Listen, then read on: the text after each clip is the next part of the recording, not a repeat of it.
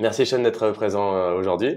Merci Luc. Ça me fait plaisir de t'avoir parce qu'on te voit beaucoup interviewer des personnes et on t'a déjà interviewé. J'ai déjà, je pense, écouté quasiment tous tes podcasts où tu parles aussi de toi. Mais Hmm. du coup, ça me faisait plaisir de pouvoir t'avoir ici et de pouvoir te poser, j'espère, des questions qu'on t'a pas encore posées. J'ai hâte. Merci de me recevoir, c'est cool. Super. Du coup, la première partie, c'est plutôt sur ton parcours et ta vision à toi. Donc, on va pouvoir aussi te présenter à travers aussi ces questions. Et puis voilà, j'ai un nombre de questions, on va dire, définies, mais si on peut bien sûr parler un peu plus sur une avec plaisir, et puis on en fera sauter d'autres, quoi. Du coup, on te connaît surtout en tant que spécialiste de l'endurance. Et du coup, j'aimerais savoir qu'est-ce qui t'a poussé à te spécialiser dans ce domaine, parce qu'on sait que tu as déjà pratiqué l'haltérophilie, par Hmm. exemple, et un peu de CrossFit. Hmm. Et du coup, mais voilà, il y a plein de composantes dans le sport. Je voulais un peu savoir pourquoi est-ce que l'endurance te plaisait autant. Ouais, donc comme tu as dit, j'ai fait de l'haltéro pendant une année et demie, 2 ans quand j'étais au Canada. Ouais. Avant ça, j'ai trouvé l'haltéro via le CrossFit que j'avais découvert il y a plus de 13 ans maintenant, si je me trompe pas. 2011, je crois que c'est quand j'avais commencé le Mhm. CrossFit à CrossFit Vancouver. J'avais fait du rugby avant ça aussi. J'ai fait du rameur indoor encore entre-temps. Mais vraiment, mon intérêt pour l'endurance, le déclic que j'ai eu, c'était durant le Covid, durant le premier confinement. J'avais des soucis de dos qui étaient assez aigus à ce moment-là et je me rappelle, j'étais couché sur le canapé, je pouvais pas bouger, je pouvais pas me lever. Et je m'étais inscrit pour la classroom de Training Think Tank avec Evan Pycon qui parlait des filières énergétiques et je Mhm. pensais jusqu'à ce stade-là avoir une bonne compréhension du fonctionnement énergétique du corps humain et notamment dans ce qui est de l'entraînement et de l'endurance. Et après avoir regardé sa présentation une fois, deux fois, trois fois, j'ai réalisé qu'il me manquait plein de choses en fait. Et en y repensant, c'est même quelque chose que j'avais, on va dire, vu ou entrevu une année ou 2 ans auparavant. Mhm. Mais à ce moment-là, j'étais à fond dans mon truc et j'avais vu de quoi Evan parlait en termes de mise à jour du modèle des filières, Ouais. mais j'étais pas prêt à investir le temps pour me mettre à jour parce que en gros, fallait que je désapprenne tout ce que j'avais appris pour réapprendre quelque chose de nouveau. Mais pendant le confinement, c'était le bon moment et je me suis plongé dedans. Et je suis passé dans le trou de souris et je suis toujours pas ressorti. Ça m'a fasciné, ça me fascine encore aujourd'hui. Et donc c'est de là que vient mon intérêt très Ok, très poussé pour l'endurance. ça marche. Ok, super. Du coup, tu as créé dès le début, je crois, où tu vas me dire Upside Strength. Du coup, c'est une société maintenant. Est-ce que tu es tout seul dedans? Enfin, comment est-ce que ça a évolué et voilà, où c'est que ça en est maintenant? Au début, c'était moi. Ça a commencé il y a à peu près 10 ans exactement, quand j'étais au Canada, Mhm. grâce à Lynn, ma femme, qui fait maintenant partie de l'entreprise, qui m'aide beaucoup sur toutes les choses qu'on voit pas nécessairement sur les réseaux, etc. Mais toute l'admin, tout ce qui est de la comptabilité, tout ce qui est de la stratégie aussi, elle m'aide beaucoup pour réfléchir à mieux me structurer moi, sur quoi je dois travailler, à quoi je dois dire non pour pouvoir dire oui à des choses plus grandes, plus importantes ou sur lesquelles je dois me concentrer. Mhm. Mais au début, c'était juste moi. J'ai commencé à coacher en coaching sportif, Ouais. coaching privé au Canada, il y a maintenant 10 ans. Ça a évolué où j'ai donné des groupes classes aussi dans différentes salles au Canada. Ok. J'avais commencé un petit peu la prépa physique sportive là-bas aussi avec le club de rugby dont je Ouais, faisais partie. il me semblait. Et à mon retour en Suisse, il y a maintenant 6 ans à peu près, j'ai transitionné vraiment sur l'aspect préparation physique. J'ai repris la prépa physique avec mon club local à Nyon, en Mhm. Suisse, où j'habite encore maintenant et où j'ai joué au rugby étant plus jeune. Donc j'ai repris la prépa physique à ce moment-là. J'ai aussi intégré le staff avec l'Académie suisse de rugby pendant 2 ans, où j'ai pu aider les jeunes à se développer de ce côté-là. Mhm. Et de fil en aiguille, en grande partie grâce à Basile d'abord, à toi, j'ai pu m'immiscer ou mettre un pied dans le CrossFit en 2021, si je ne me Ouais. trompe pas, Mhm. où j'étais venu faire un des premiers testings que j'ai fait, c'était Ouais, ici à je me CrossFit souviens bien, Brisbane. ouais, sur la Sobike. Sur la Bike, exactement. Ça a évolué un peu depuis, mais voilà. Et depuis ce moment-là, maintenant on est trois.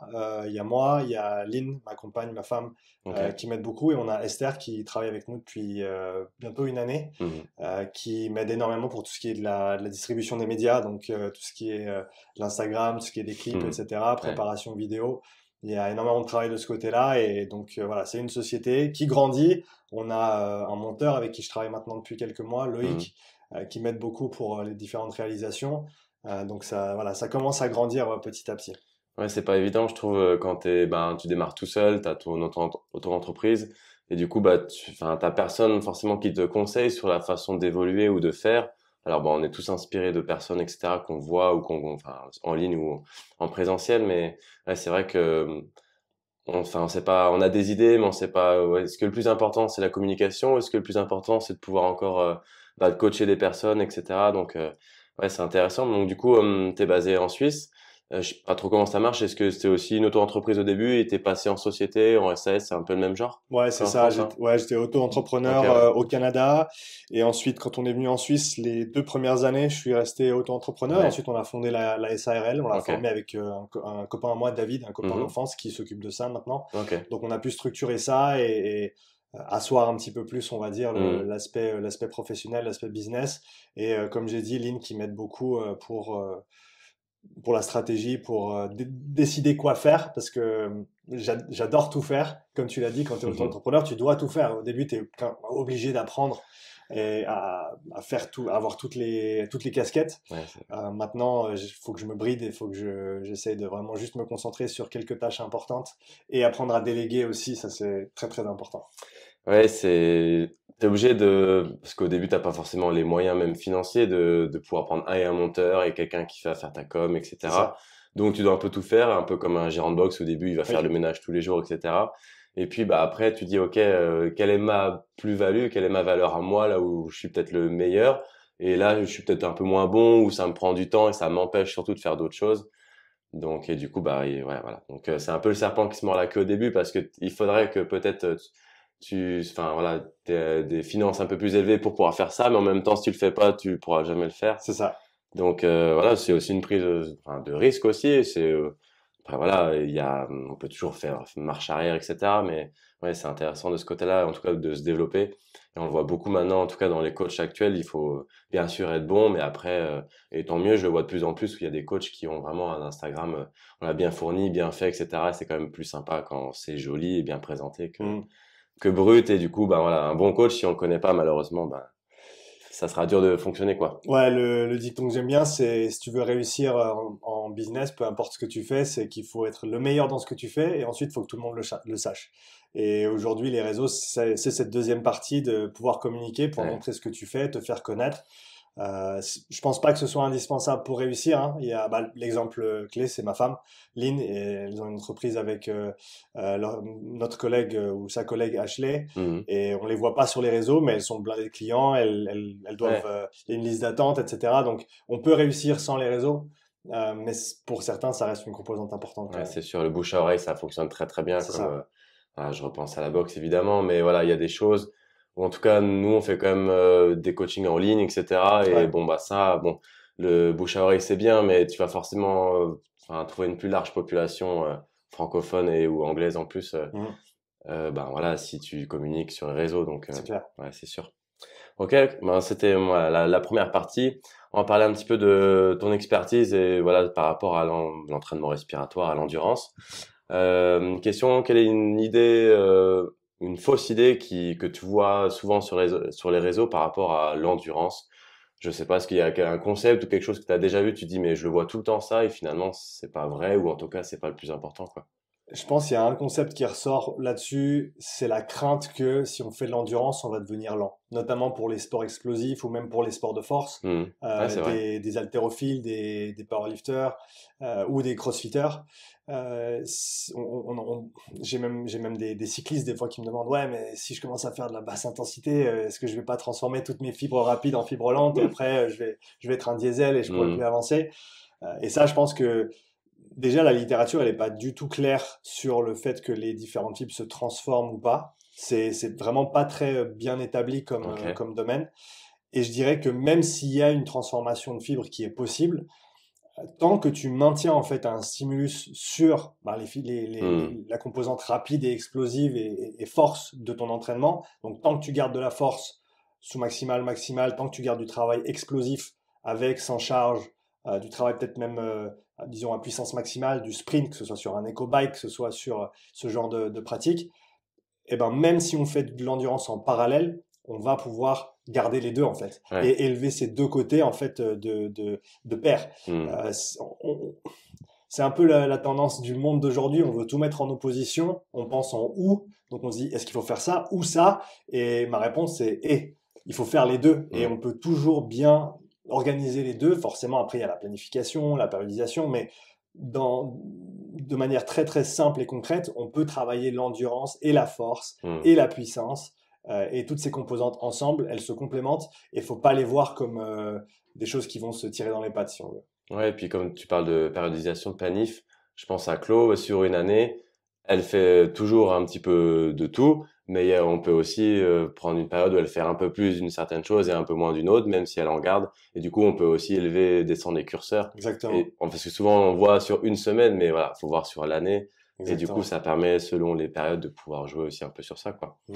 Je me souviens, je viens de la musculation et j'ai toujours entendu dire, et même à un moment, je pense, j'y ai cru, que si je faisais du cardio, peu importe basse ou haute intensité, j'allais perdre de la masse, quoi. C'est Ouais, vraiment ça, c'est la hantise des mecs qui font de la muscu. C'est attention, ne cours pas le dimanche parce que tu vas perdre tous les gains que t'as eu en hypertro cette semaine. ouais. Alors qu'en vrai, enfin, pas du tout, quoi. Si on veut pousser ça, jouer un peu l'avocat du diable et pousser le raisonnement à sa limite, si on commence à avoir des volumes d'entraînement en endurance qui deviennent très très importants, Mm. forcément on a une dépense calorique qui va être plus importante. Ouais. Et là, si on se retrouve en déficit calorique du fait de rajouter de l'endurance sur ce qu'on fait déjà Mm. en hypertrophie ou en force, on va potentiellement avoir un effet délétère. Tu Mm. vas pas juste perdre ta masse parce que tu fais de l'endurance ou parce que tu regardes un vélo, Ouais. mais de manière générale, tant que ton apport calorique il est suffisant par rapport à tes besoins, Mm. encore une fois, tant que tu maintiens ce travail de force, d'hypertrophie, il va vraiment pas y avoir cette idée d'interférence. Je crois que c'est vraiment quelque chose auquel beaucoup de gens pensent conceptuellement, de se dire, ah, il y a des interférences entre Mm. l'endurance et la force, du coup, je peux pas faire les deux, ou du coup, faut que je les éloigne, ou comment je fais. Les deux sont importants. Et si tu as plus d'endurance, ça va t'aider dans ton hypertrophie. Si tu as plus de masse musculaire, ça t'aidera aussi dans ton endurance et notamment dans tout ce qui est haute intensité et Ouais, sprint. c'est vrai. Donc, faut vraiment les voir comme complémentaires. Mm. Ouais, il y avait cet aspect calories, je me souviens, où on disait, bah oui, va falloir, si tu veux prendre du poids, fais pas de cardio. Bon, bah, c'est sûr que si tu fais du cardio, tu dépenses, tu crames des calories, mais dans ce cas-là, bon, il faut rien faire d'autre. Mais c'est vrai que ça allait, je me suis encore plus loin où, ah ouais, ne cours pas ou ne fais pas du vélo parce que, ben, tu vas perdre tes gains, alors qu'en vrai, bon, Ouais. on est fait pour quand même pouvoir bouger et c'est pas parce que tu as fait une heure de vélo, comme tu dis, c'est ton apport calorique où il est là, voilà, quoi. Et dans l'autre sens, tu vois la même chose. Tu vois beaucoup de sportifs en endurance qui ont peur de faire du renforcement parce C'est qu'ils vont vrai. être trop lourds, parce que ça va les impacter. Donc Ouais. ça va dans les deux sens en fait. Mm. Et vraiment, il faut qu'on se retrouve au milieu et qu'on puisse se dire les deux composantes sont importantes, Mm. tant pour la performance que pour la santé. Après, oui, comme tu l'as dit avant, il faut qu'on les organise intelligemment au cours de l'année selon nos objectifs, Mm. notre niveau, etc. Mais faut vraiment, je pense, commencer à voir l'entraînement de manière un petit peu plus globale et de comprendre que toutes ces différentes composantes en font partie. Faut juste savoir les organiser intelligemment. Yes, ok, super, merci pour ta réponse. Une question, quel mouvement ou quel exercice est plutôt sous-estimé dans les sports d'endurance? Donc, je sais pas, peut-être une modalité ou qu'est-ce que toi t'aimes travailler et pourquoi? Hum, tu veux dire modalité d'endurance ou Plutôt un ergo par exemple ou un type d'exercice qui est sous-estimé et qui au final, peut-être pour la plupart, où on peut faire aussi une partie personne lambda et sportif de haut niveau je, si tu veux. je dirais encore le vélo. Ouais. Pour moi, le vélo, ça reste une pièce centrale dans le développement de l'endurance. Même si tu es coureur, par exemple, le vélo a une complémentarité extrêmement intéressante, Mm. te permet de faire beaucoup plus de volume sans la charge structurelle associée à la course, Ouais. te permet de potentiellement avoir déjà un volume d'entraînement important, même si tu débutes la course à pied, et tu peux faire jouer les curseurs entre le Mhm. vélo et la course selon le moment de l'année et ta progression. C'est vraiment un outil qui n'a aucune composante technique. Alors, les puristes, les cyclistes me diront non, oui, on peut aller très dans le Ouais, bien détail, sûr, mais ouais. pour la majorité des gens, si on compare par exemple un rameur et un vélo, Mm. c'est beaucoup plus simple de C'est s'asseoir sûr. sur un vélo et de pédaler. Donc, je dirais que, alors, il gagne en popularité petit à petit, mais je pense qu'il a Mm. encore de la marge et que ça reste un outil extrêmement simple à utiliser. T'as pas besoin de réfléchir, tu t'assieds, tu poses le cerveau, tu tournes les pattes, Mm. et ça a un intérêt, surtout, alors que ce soit pour des compétiteurs qui ont déjà une charge d'entraînement et une charge mentale à assumer de ce Ouais. côté-là qui est importante, ou pour monsieur, madame, tout le monde, je veux dire, à choisir entre, faut que je mette mes baskets et que j'aille courir, ou faut juste que je m'asseye sur un vélo et que je pédale. Alors ils me disent ouais mais c'est la solution de facilité. Bah des fois c'est soit tu fais ça, soit tu fais rien. Donc pour ces personnes-là, ben autant faire du vélo et faire quelque chose Ouais. que de ne rien faire parce que donc voilà, ça permet des fois de baisser un petit peu la hauteur de la barrière qu'on doit franchir. Et si ça veut dire qu'on va s'entraîner plus souvent, ça pour moi c'est toujours quelque chose de positif. Ouais, parce que la course à pied, on n'a pas le choix d'en faire dehors, sauf si on a un tapis d'intérieur. Mais bon, le vélo aussi, on peut avoir un vélo d'intérieur et un vélo Mm. d'extérieur. Je pense qu'un vélo d'extérieur, tout le monde en a un. Et donc du coup, c'est vrai qu'il y a aussi moins l'excuse de bon, il fait froid ou il fait pas beau. Donc c'est sûr que je pense que c'est quand même un- plus, euh, plus accessible à tout le monde. Mm. Je pensais que tu allais me dire la marche ou la course à pied. Je sais que tu marches pas mal en ce moment. Est-ce que tu peux nous Ouais. dire un peu, bah voilà, pourquoi est-ce que tu marches, quels sont les bienfaits que toi t'en retires, et puis par rapport à du vélo par exemple. Alors j'utilise beaucoup les deux. Mhm. Le vélo, ça reste, je dirais, ma modalité d'entraînement principale. Pour moi, la marche, c'est quelque chose qui est très important pour ma santé, autant physique que mentale. Depuis une année maintenant, je travaille beaucoup plus à la maison, beaucoup moins de déplacements, Mhm. et ce qui fait que ben, si j'ai pas quelque chose qui me force à sortir, des fois, tu as la journée qui passe et t'as pas bougé et tu regardes ta montre, tu as fait 1000 pas et je pense qu'il faut qu'on se rappelle qu'on est des êtres actifs de base. Mhm. L'humain est fait pour bouger. L'humain, il y a 200 ans en moyenne, bougeait entre 6 et 8 heures par jour, activité physique, hein, je veux dire dans le jardin, dans les champs, etc. Alors qu'aujourd'hui, on a vraiment une vie sédentaire. Même pour ceux ou celles qui s'entraînent fort 1 heure par jour à la salle, si Ouais, tu es assis le reste du temps, au bah, tu es final. un athlète sédentaire en fait. Mhm. Donc pour moi, la marche, c'est un moyen déjà de sortir, de passer du temps dehors. On a adopté un chien il y a quelques mois en arrière, donc maintenant j'ai pas le choix. Je suis obligé de sortir 2, 3 fois par jour pour aller le faire marcher, ce qui fait qu'on marche plus souvent avec ma femme aussi. Mhm. Mais vraiment pour moi c'est important de sortir marcher. Et je pense que la composante activité physique, performance peut jouer aussi pour certaines personnes de ce côté-là. Mais pour moi vraiment le fait d'être dehors, de plus en plus le fait d'être au soleil, le fait de même être sous la pluie quand il pleut. Mhm. C'est bénéfique d'être dehors, de se confronter aux éléments, et on le fait pas assez à mon avis. Donc oui, la marche de ce côté-là est très très intéressante. Ça marche. Ok, cool. Merci pour ta réponse. Que je suis totalement d'accord avec toi. On va passer un petit peu projet et aussi Upside Strengths. J'ai vu récemment que tu as changé de logo. Tu en Ouais, avais parlé un petit peu, donc super. Je trouve vraiment très bien. merci. Justement, quelles difficultés peut-être que tu as connues, mais on peut aussi parler d'aujourd'hui. Enfin voilà, dans quelle problématique on va dire comme ça, t'es aujourd'hui, dans l'évolution et dans la progression de ton entreprise. La problématique maintenant, c'est, on va dire, peaufiner tout ce que je fais au niveau digital déjà, Mhm. pour faire en sorte que mon message il soit clair, pour faire en sorte que mes différents, on va dire, produits, services, formations soient accessibles et que les gens comprennent ce qu'ils peuvent en retirer.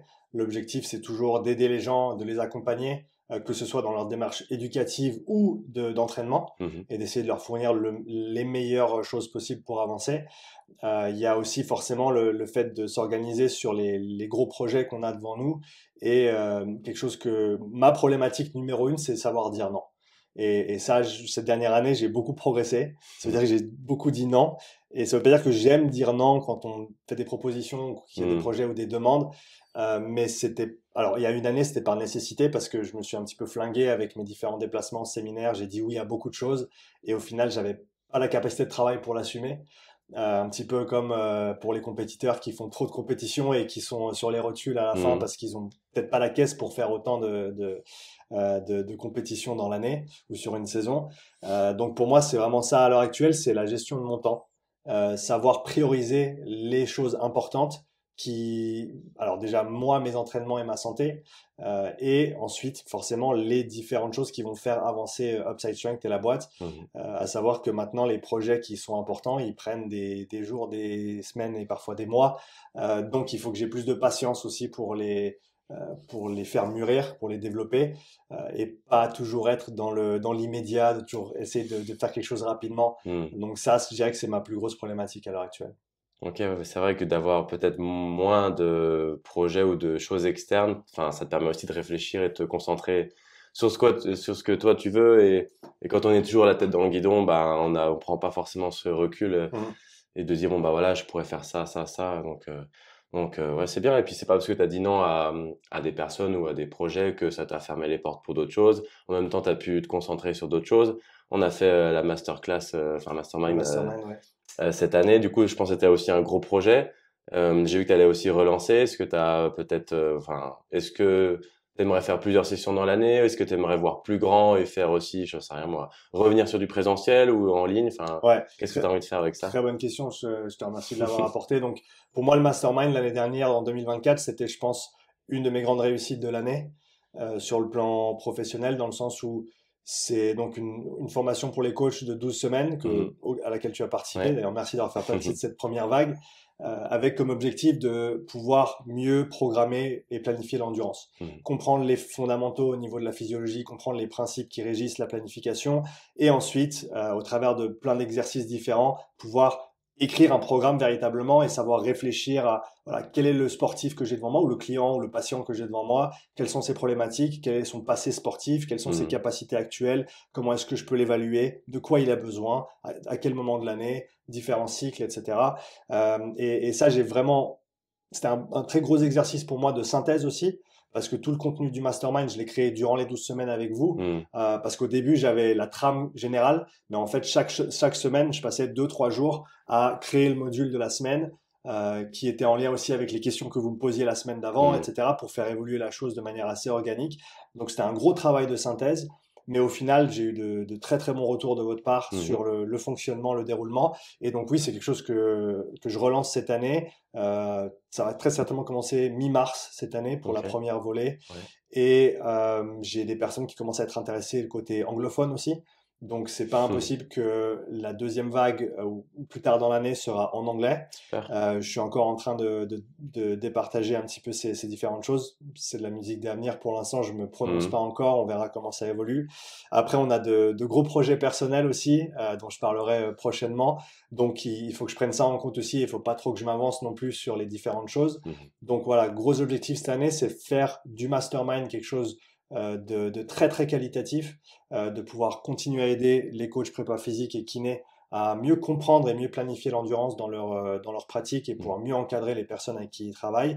Ça, je dirais que ça va être vraiment ma priorité cette année. Alors forcément, le reste continue, hein, les podcasts, j'ai relancé récemment Mhm. après une petite pause. Et d'ailleurs, félicitations pour ton podcast. Je suis très très content que tu l'aies lancé. Merci, Et Sean. encore une fois, c'est vraiment cool d'être là aujourd'hui. Il en faut plus. Je pense que ces conversations longues format, c'est très très important pour notre écosystème, pour faire avancer les discussions. Qu'on soit d'accord, pas d'accord, je pense que ça c'est vraiment un point secondaire. Il faut vraiment qu'on soit Mhm. ouvert et qu'on ait ces conversations. Donc voilà, concentrer là-dessus aussi, continuer à être concentré sur le contenu de la chaîne YouTube que je Ok. continue de faire grandir, et vraiment aussi continuer à pousser le côté anglophone que j'ai commencé l'année dernière, mais que maintenant je commence à développer de manière un petit peu plus structurée, un peu plus sérieuse, Mhm. pour essayer de toucher ces deux mondes. Ouais. Ouais, bah ça va t'ouvrir encore un plus grand potentiel de personnes justement avec laquelle tu vas pouvoir ben, communiquer, pouvoir même vendre tes programmes. On a parlé du mastermind, tu as aussi des programmes que tu as créés déjà il y a quelques temps, que tu as remis à jour, etc. Est-ce que on peut en parler? Est-ce que tu as prévu aussi d'autres programmes par rapport à ça? Pour l'instant, il n'y a pas de nouveaux programmes qui vont sortir. Mhm. Déjà, j'en ai pas mal des programmes. J'ai 2 programmes vélo, on a 3 programmes de course à pied avec Max. J'ai un programme rameur que j'ai fait en collaboration avec Vincent Foulonneau. J'ai un programme d'entraînement respiratoire aussi. Ouais. Donc, ça Mhm. fait déjà quelques programmes qui couvrent le côté endurance de manière assez compréhensive. Les formations aussi. À l'heure actuelle, il y a la formation sur le système respiratoire, Mhm. plutôt axée pour les professionnels du sport et de la santé qui veulent comprendre son fonctionnement et les possibilités qu'on a derrière pour l'entraîner. Il y a la formation sur le test de lactate pour ceux qui seraient intéressés à savoir faire un test de lactate, soit sur eux-mêmes, soit avec leurs athlètes. Ça va être les deux principales. Et un petit module que j'ai créé l'année dernière qui, je dirais, même si c'est le plus petit de tous, c'est à mon avis, en tout cas pour moi, un des meilleurs, c'est le petit module sur le RPE, sur le ressenti, qui à mon avis est vraiment un outil central dans le coaching, Mhm. et qui est très très facile à intégrer au final, autant sur le côté endurance que force. Donc peu importe dans quoi on coach ou quel sport on pratique, c'est quelque chose qui est intéressant à être utilisé. Donc ça, c'est les différents programmes et formations qui sont disponibles à l'heure actuelle. Comme tu l'as dit, je tiens à mettre à jour les différents produits que je vends. Donc, par exemple, la prog Bike Endure, qui est une des premières programmations que j'ai proposées pour développer l'endurance sur le vélo, bah, c'est un programme que j'ai déjà mis 3 fois à jour. Donc j'ai refait les vidéos, j'ai remanié le programme, j'ai même proposé des programmes supplémentaires à l'intérieur Mhm. du paquet, avec des fois des webinaires supplémentaires, etc. Parce que je suis convaincu qu'il faut continuer à apprendre, moi le premier, et à mettre les choses à jour. Mhm. Donc non, je vais pas créer de nouveaux programmes nécessairement. On va certainement voir quelques nouveaux éléments côté nutrition avec Lynn, ma femme qui est spécialisée dans ce domaine-là Mhm. et qui va Super. commencer à venir ajouter un petit peu sa patte à la Mhm. collection Upside Strength. Mais sinon, au niveau des prog et des formations, ça va être plutôt des mises à jour. Et comme je t'ai dit, vraiment rester concentré sur le mastermind pour Ok. accompagner ces coachs.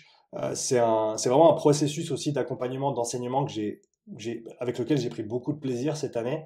Et le fait de pouvoir échanger chaque semaine, d'avoir les questions, d'avoir un raisonnement et un système qui se développe au fur et à mesure des semaines, quelque chose d'assez cadré, mais en même temps qui va pouvoir se moduler selon les pratiques des différents coachs, des différents intervenants.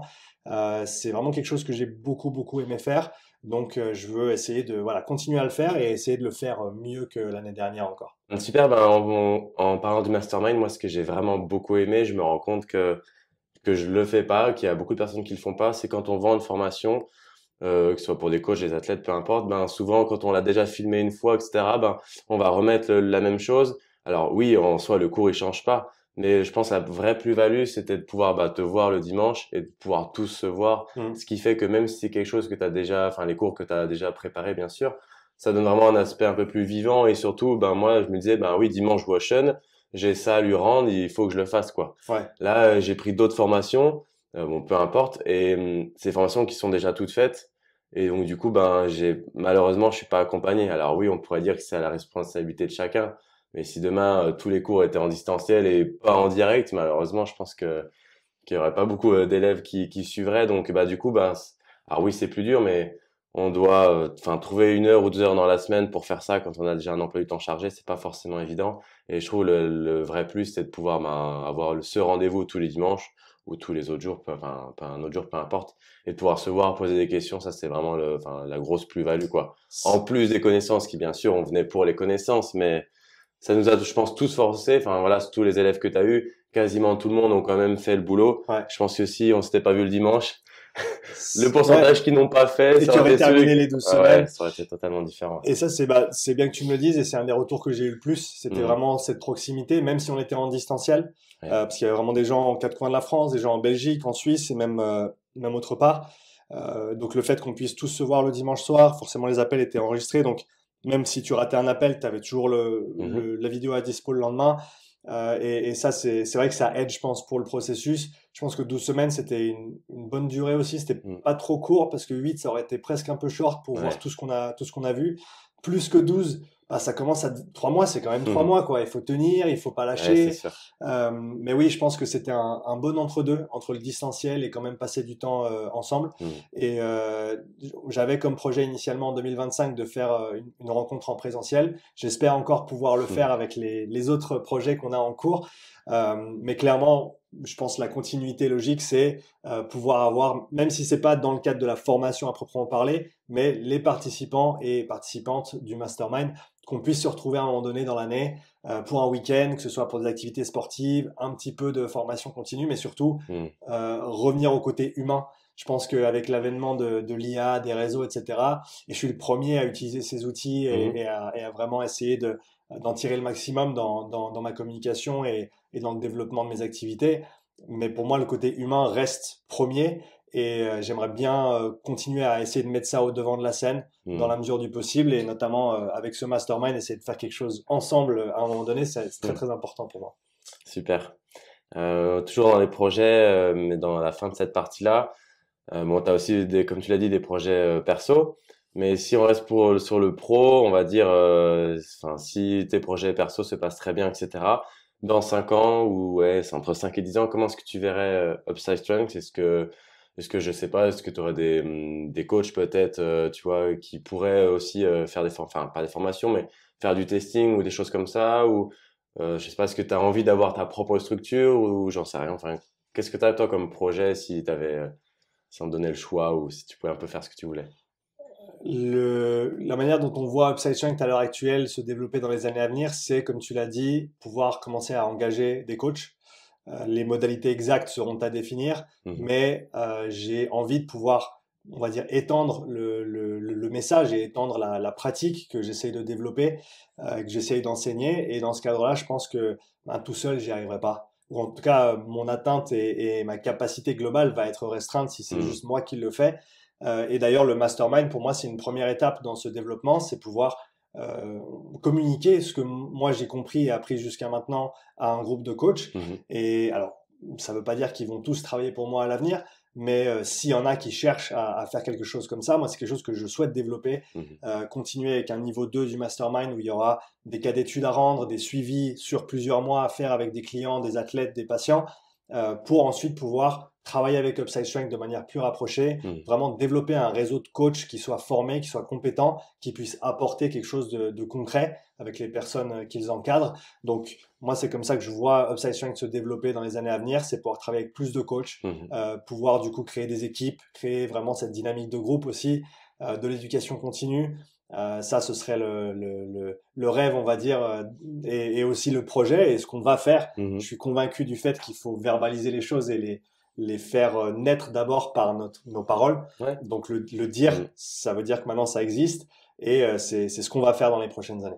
Ok, ouais, super. Ben, il y a beaucoup de, enfin beaucoup, oui, ici, il y a beaucoup de formations, on va dire, privées. En France, tu sais, on diffère les formations qui sont diplômantes, Oui. où tu as une carte pro et tu peux enseigner d'une formation privée, une certification. Comme CrossFit, par exemple, je peux avoir mon level 1, mais j'ai pas le droit d'être rémunéré pour coacher ça. Et en même temps, ces formations-là, ben, en France, on a le CQP ou le BPGEPS, on a le Dust ou la licence TAPS, mais voilà, c'est moins utilisé, on va dire, pour coacher, par exemple, en salle.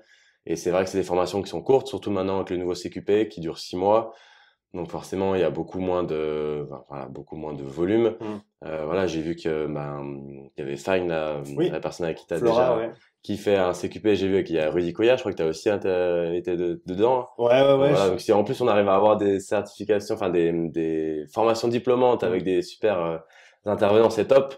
Mais il faut dire ce qui est, il y a quand même un gros business derrière. Et moi, les formations que j'ai eues, ou en tout cas qui y a en France souvent, c'est malheureusement des personnes qui ont été diplômées enfin, il y a 1 ou 2 ans, qui ensuite donnent les cours et du coup n'ont pas cette expérience, ce recul. Et donc, il y a vraiment à boire et à manger là-dedans. Donc, c'est pour ça que quand j'ai vu que vous étiez dedans, je me suis dit, ben, trop bien.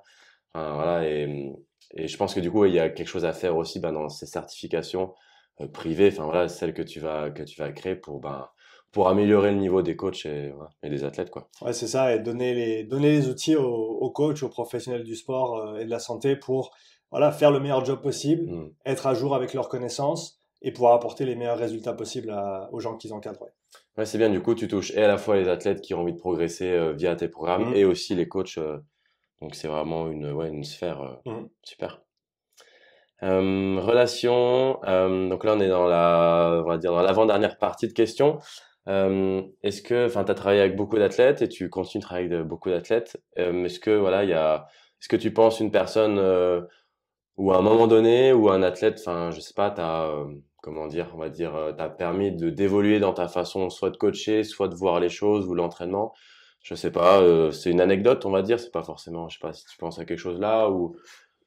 Je dirais quand même Claudia, avec qui j'ai la chance maintenant de travailler depuis 3 ans, 4 ans.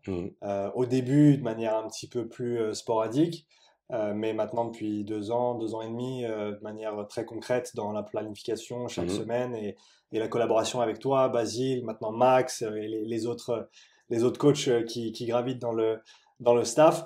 Et de pouvoir suivre Claudia sur cette durée et de voir son évolution, de voir ses besoins qui changent également, de voir son emploi du temps qui change, sa capacité qui évolue, et aussi dans ce cadre-là de vraiment pouvoir se poser des questions sur le moyen long terme, pouvoir se projeter, de se dire ah là il y a ce truc-là qu'on pourrait faire, ouais mais tu sais quoi, on n'a pas besoin de tout faire en même temps, donc on va garder ça on va garder ça sur le côté, et c'est une carte qu'on va pouvoir sortir mais plus tard. Parce qu'on n'a vraiment pas besoin de tout optimiser. Ça, c'est quelque chose qui peut-être qui est ressorti quand j'étais allé faire le camp d'entraînement avec Sam Laidlaw, avant qu'il devienne champion du monde il y a 2 ans maintenant. J'étais allé faire un camp d'entraînement avec lui pendant quelques jours dans les Pyrénées. Et c'est quelque chose que lui et son père, Richard, avaient vraiment mis en avant, le fait qu'ils ont un plan de développement sur 5-10 ans encore, qu'il y a plein de choses qu'ils n'ont pas encore optimisées, mais presque volontairement. Hmm. Par exemple, son volume d'entraînement, il n'était pas du tout maximisé à ce moment-là. Il s'entraînait, je crois il faisait la transition entre 20-21 heures à 22-23 heures d'entraînement hebdomadaire, Hmm. ce qui n'est pas beaucoup pour un triathlète de son Ouais. niveau, hein. Tu vois les Norvégiens qui parlent de 30 heures, 35 heures, 40 heures parfois. Ouais. Mais qui disait, ben non, si je fais juste du volume pour faire du volume, c'est une carte que j'ai pas à jouer plus tard, en fait. Bien sûr. Donc ça, c'est quelque chose que j'ai compris à ce moment-là et que j'essaye d'apporter tant que je peux avec Claudia, de me dire, voilà, il y a plein de choses qu'on voudrait faire, il y a plein de choses qu'on voudrait tester, explorer, mais en même temps, il faut pas se précipiter. Tant que ça fonctionne, il faut continuer avec les bases et les fondamentaux. S'il y a des choses qui manquent, eh ben, il faut les optimiser, mais on n'a pas besoin de nouveautés pour de la nouveauté. Et ça, je pense que c'est quelque chose que peut-être les auditeurs pourront en retirer, c'est que faire les fondamentaux, tu les fais jamais assez. Et je pense que les meilleurs dans leur discipline respective, Claudia a compris, c'est ceux et celles qui font les fondamentaux tout le temps, tout le temps, tout le temps, encore et encore, et qui essaient de devenir en fait élite dans les fondamentaux. Autant à l'entraînement qu'en dehors. La nutrition, la récupération, et voir aussi Claudia évoluer de ce côté-là, les choses qu'elle a mis en place ces dernières années pour s'améliorer, les choses qu'elle fait encore pour s'améliorer. Je lui ai amené des boules caisses en cire, par exemple, il y a 2 jours. Maintenant, elle peut faire sa sieste entre une séance du matin et une séance de l'après-midi, sans entendre trop de bruit autour d'elle. Alors, est-ce que c'est même 0,1% de performance? Je sais pas, je pense même pas. Mais c'est vraiment tous ces petits trucs mis bout à bout, en fait, la recherche perpétuelle de l'excellence. Qui est super intéressante pour moi et qui est, je dirais, exemplifiée en la personne de Claudia, qui a quand même une attitude envers ça qui est, moi je suis admiratif en tout cas de ce qu'elle fait au quotidien. Et donc ça, c'est vraiment une énorme chance pour moi de pouvoir continuer à faire ça avec elle et avec vous aujourd'hui. Ouais, j'en parlais, je sais plus avec qui justement, de Claudia, et on pourrait penser que voilà, pour être athlète de niveau, il suffit de s'entraîner ou juste de s'entraîner. En fait, quand tu te rends compte ce qu'ils font à côté, et tu pourrais te dire que c'est normal qu'ils mangent bien, qu'ils dorment bien, etc. Mais en fait, tu te rends compte, si tu connais un petit peu plus de personnes qui sont dans ce niveau-là ou qui essayent d'arriver à ce niveau-là, qui font pas du tout ça. Et du coup, c'est dommage parce que on pourrait croire que c'est des détails. Alors, on n'en est pas même à des compléments alimentaires, mais même des choses, on va dire, classiques. Mais ces petits pourcentages-là, si tu dors 5 minutes de plus pendant la sieste parce que tu as bien dormi, voilà, on sait tous, le sommeil, c'est vraiment un des trucs, un des basiques les plus importants, ça joue, quoi. Surtout sur l'année, quoi. Pareil, on le voit toujours sur une journée, oui. Mais sur l'année, si t'as dormi 5 minutes de plus de tous les jours, c'est énorme, ça quoi. fait des heures, ouais. C'est sûr. Hein. Tu connais, je sais pas si tu connais, si tu plies une feuille de papier A4 d'imprimante, oui, tu la plies en deux et que tu la replies en deux, tu peux atteindre la distance Terre-Lune en combien de fois, je sais plus. Pas beaucoup, hein? Beaucoup moins que ce qui paraît, en tout cas. Ouais. Je sais plus, mais je crois que c'est 100, c'est pas 100 et quelques. Je crois que c'est même pas, peut-être, ouais. En fait, comme ça double à chaque fois. Ça double à chaque fois, c'est exponentiel, ouais. Ça devient, non, on se rend pas forcément compte, et c'est ces petites choses au quotidien, des étirements, des choses comme ça. Quand on veut arriver à ce niveau-là, et en plus y rester et devenir le ou la meilleure du monde, je pense que, on n'a pas le choix, quoi. C'est ça. On parle de podcast, tu as aussi ton podcast depuis maintenant plusieurs années. Est-ce que tu aimerais interviewer quelqu'un que t'as pas encore fait? C'est quelqu'un de vivant, mais dans ma question, on pourrait aussi, si tu voulais interviewer quelqu'un, peut-être dans le sport d'endurance ou même autre part, qui c'est que tu aurais envie d'interviewer? Si tu pouvais accéder à n'importe qui. Joe Rogan. Ça reste pour moi le grand-père du podcast, le maître encore aujourd'hui du podcast, avec je crois plus de 2500 épisodes à son actif. Quelqu'un qui, de par cette activité, a une connaissance générale monstrueuse sur plein de domaines différents. Et après, qu'on l'aime pas, c'est quelqu'un de fondamentalement curieux. Et je pense que c'est quelque chose qui me correspond aussi comme trait de personnalité. J'aime apprendre, j'aime découvrir, j'aime comprendre. Et pour ça, le podcast, il n'y a rien de mieux. Et si je pouvais interviewer quelqu'un, ce serait lui. Parce que ça a été un petit peu l'inspiration aussi pour moi de commencer le podcast. J'ai écouté ces podcasts depuis des années. Je les écoute encore aujourd'hui. Donc voilà, si je devais dire une personne, ça n'a rien à voir avec le sport nécessairement, mais ce serait lui. Ouais. Ok, super. Question personnelle, du coup, on est dans la dernière partie. T'as introduit de plus en plus, même dans toi, ta vie, des petites habitudes comme le fait de marcher. Par rapport à tes athlètes, qu'est-ce que tu pourrais leur conseiller, peut-être que tu trouves qu'ils font pas assez, que ce soit sportivement ou peut-être voilà pour améliorer leur qualité de vie. Je sais pas, est-ce que tu aurais un conseil à nous donner? Je pense que c'est pas nécessairement une action, mais une perspective à avoir sur ce qu'on fait au quotidien à l'entraînement et l'importance relative d'un entraînement. On a tendance à assigner énormément d'importance à un entraînement. Il faut que ce soit l'entraînement parfait, il faut que ce soit l'entraînement le plus dur, il faut que tout roule. Hmm. Alors que je me rends compte de plus en plus avec l'expérience que, en fait, la séance en elle-même, elle importe assez peu au final. Alors, elle a son importance, elle a sa place, c'est une pièce du puzzle, mais c'est Mhm. une toute petite pièce. Et c'est vraiment le fait de mettre les pièces du puzzle bout à bout qui te permettent de le construire au final. Hein, c'est pas la pièce ultime, c'est Ouais. le puzzle de manière globale. Et donc, pour moi, si je devais le donner sous forme de conseil, ce serait de d'étendre en fait son prisme ou la manière dont on perçoit ses entraînements Hmm. et de pas rester focalisé sur l'entraînement ou sur même la série ou même la journée ou même la semaine, mais vraiment se projeter sur les mois d'entraînement, même les années d'entraînement si on veut vraiment atteindre son Hmm. plein potentiel et un très haut niveau, peu importe la discipline, il faut des mois et des années. Et donc, il faut commencer à réfléchir sous cet angle-là. Et pour revenir sur Claudia, je pense que c'est quelque chose sur lequel elle a fait énormément de progrès. Elle a beaucoup évolué ces 2, 3 dernières années. Hmm. Par exemple, hier, on avait une séance d'ergo à faire. Elle se sentait pas super bien. Ça s'est pas passé exactement comme on voulait, mais on coche la case et on avance. Et c'est pas grave, parce que le but, c'est pas d'avoir des séances parfaites. Le but, c'est de faire le travail. Alors, faut tendre vers l'excellence. Mais ça veut pas dire qu'on doit ensuite se flageller juste parce qu'on a fait une séance qui s'est pas passée exactement comme on voulait. Hmm. Et ça, je pense, bah, ça prend beaucoup d'énergie mentale aussi. Hmm. De se dire, ah non, putain, j'ai pas fait une bonne séance, ah, j'ai raté ma semaine. Surtout pour un athlète pro, quoi. Surtout pour un athlète pro, parce que, encore une fois, elle s'entraîne 2 fois par jour, Hmm. quasiment tous les jours. Donc, au final, non, c'est la semaine qui compte, c'est le mois qui compte. Hmm. On l'a vu et on en a parlé dans le podcast qu'on a fait avec elle et Basile. On a eu une période un peu difficile en novembre où on a dû ajuster la planification, on a dû décharger un petit peu plus tôt que ce qu'on avait prévu. Hmm. Au final, elle a presque fait 2 semaines de deload, mais maintenant, elle se retrouve à faire Faire des des PR PR. sur ses barres, commencer à vraiment se sentir dans la forme de compétition qu'on veut Ouais. qu'elle ait à l'approche des grosses échéances. Donc au final, il faut vraiment garder cette vue sur le moyen long terme Hmm. et forcément essayer d'optimiser les détails, mais pas non plus perdre trop de sommeil sur est-ce que j'ai exécuté parfaitement ma séance ou non, parce que c'est vraiment l'accumulation de séances de qualité dans le temps qui apportera les Hmm. résultats, pas la séance parfaite. Ouais, c'est ça, parce qu'au final, on peut avoir un objectif comme par exemple snatcher 100 kilos. Mhm. Si on se le donne dans 6 mois, si au bout des 6 mois on arrive à cet objectif de 100 kilos, bah, qu'on ait raté 3, 4 sessions de snatch, on s'en fiche en fait. C'est le principal au final, c'est qu'on ait eu ce qu'on voulait. Mhm. Bien sûr, le chemin est important, mais c'est pas grave si, voilà. Et c'est vrai que même, bah, je pense dans mon cas, je suis pas du tout athlète pro. Et pour autant, ça m'est arrivé plusieurs fois au cours bah, ça fait maintenant plus de 12 ans que je fais du CrossFit, de rater une séance et de faire la tête pendant 3, 4 heures parce que j'avais raté une séance. Alors heureusement, il y a des choses dans la vie qui te font vite oublier ça, le travail, les amis, etc. Mais c'est vrai que, et pourtant, enfin voilà, ça reste un loisir. Donc d'autant plus pour les athlètes pros, mais c'est vrai que c'est pas toujours évident d'avoir ce recul. Mhm.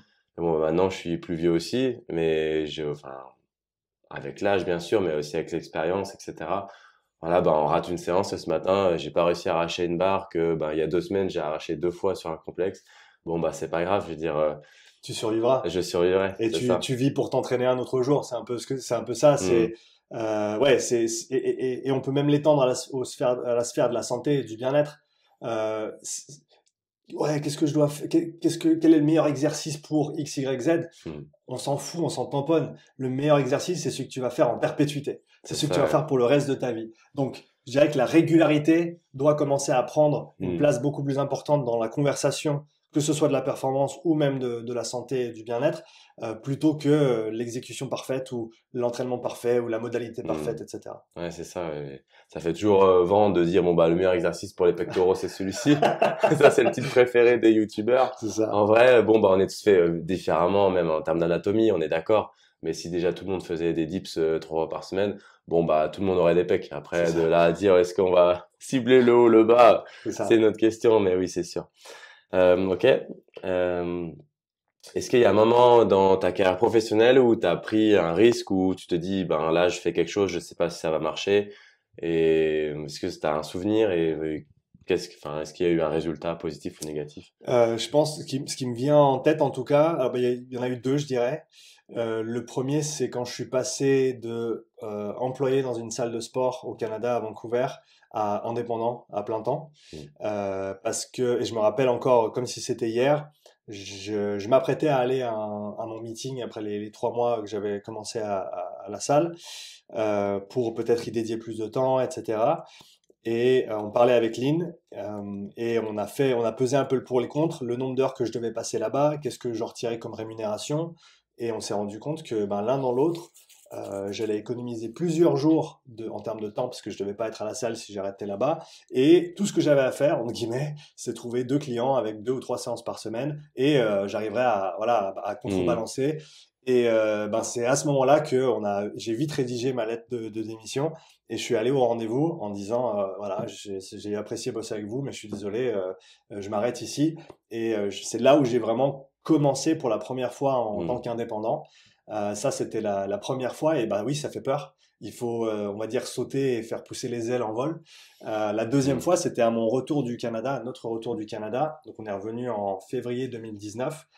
Et à ce moment-là, ben, j'étais un peu dans le mindset on en avait discuté avec Lynn aussi, de me dire, écoute, le coaching c'était bien, l'entrepreneuriat c'était cool, mais moi je veux une vie pépère, donc on va aller bosser, on va pointer, et le soir on rentre à la maison, on pense plus au sport, ou on pense plus à l'entreprise, on va dire, au Mm. travail, et on se détache un petit peu de ça.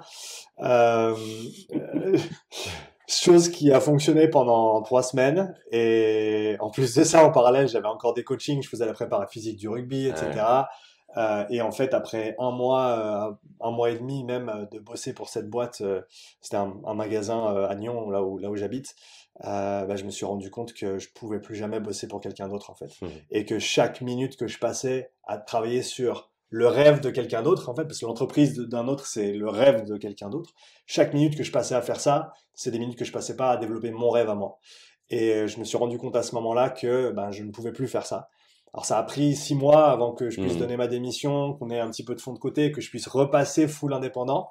Et là, c'était un gros jump, encore une fois, parce que Lynn était très malade à ce moment-là. Elle souffrait de fatigue chronique, douleur chronique. Elle pouvait pas travailler. Donc c'était moi Ouais. qui gagnais le pain de la Mm. maison. J'avais pas vraiment droit à l'erreur. Grosse transition. Il s'avère que je donne ma dème pour le 31 janvier 2020.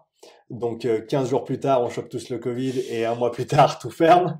Mais on a réussi à relancer les choses malgré tout, malgré cette période difficile, Mm. malgré mon dos qui me posait énormément de soucis à ce moment-là. Mais on touche du bois, on est toujours là. Mais ça, c'était, je dirais, je pense, le moment le Mm. plus anxiogène de ma vie professionnelle jusqu'ici. Un gros pari. Pour l'instant, on n'est pas trop mal, et on va continuer, quoi. Super. Ouais, c'est intéressant de connaître ce genre de choses parce que il y a aussi dans le sport des personnes qui, bon, il y a de moins en moins malheureusement aussi de salariés, mais quand même encore dans les salles de sport, il y a beaucoup d'indépendants Mm. et c'est pas forcément évident ou des gens qui font des reconversions, bah, justement, Ouais, comme des CQP pour bah, faire une reconversion et passer de salarié dans un domaine à bah, peut-être indépendant au coach sportif.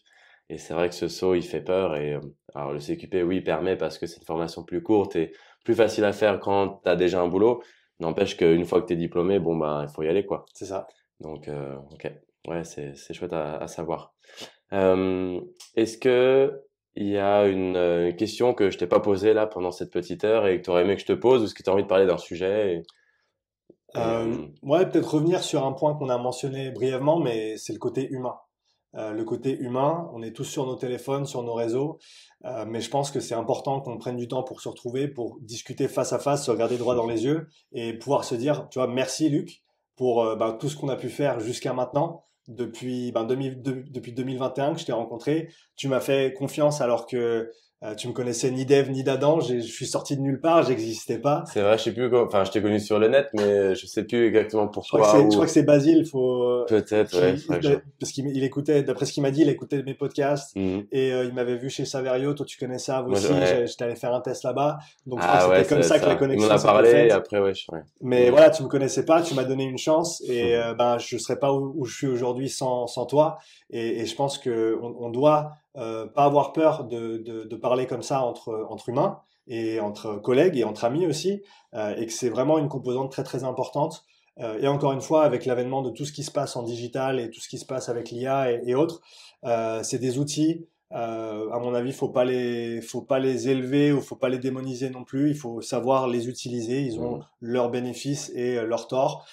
Mais si on doit revenir sur quelque chose de concret, c'est l'humain. Que ce soit dans des coachings, que ce soit dans nos relations personnelles, avec nos amis, avec nos familles, passer plus de temps avec nos proches, Mhm. savoir s'ouvrir, savoir discuter, savoir avoir des conversations difficiles aussi. Hein, on est dans un monde où c'est très très facile de dire ah moi je te parle plus parce qu'on n'est pas d'accord sur tel ou tel sujet, mais à mon avis c'est vraiment une manière assez faible en fait de réfléchir. C'est beaucoup plus dur au final de s'asseoir et d'avoir une Bien sûr, ouais. conversation Mhm. difficile. Il va y avoir des désaccords, des fois il va y avoir des pleurs, des fois ça va prendre plusieurs heures de conversation, mais c'est des choses, c'est ça qui nous rend humains en fait. Et cette capacité à passer au-delà de ces différences Mhm. et quand même se retrouver avec des choses en commun. Et s'il y avait une chose à mettre en avant, je pense que c'est Mhm. ça. Super, merci. Dernière question pour clôturer. Est-ce que tu aurais 2 livres à nous faire lire en 2025? Je Je pense dis que, deux, mais ouais, Méditation de Marc Aurèle, je le ok. cite assez souvent. C'est un petit livre, il est très simple à lire. Tu peux le prendre 10 minutes, le lire et le reposer. Ça se lit voilà, très très facilement. Et c'est un livre de philo à mon avis, est très très intéressant.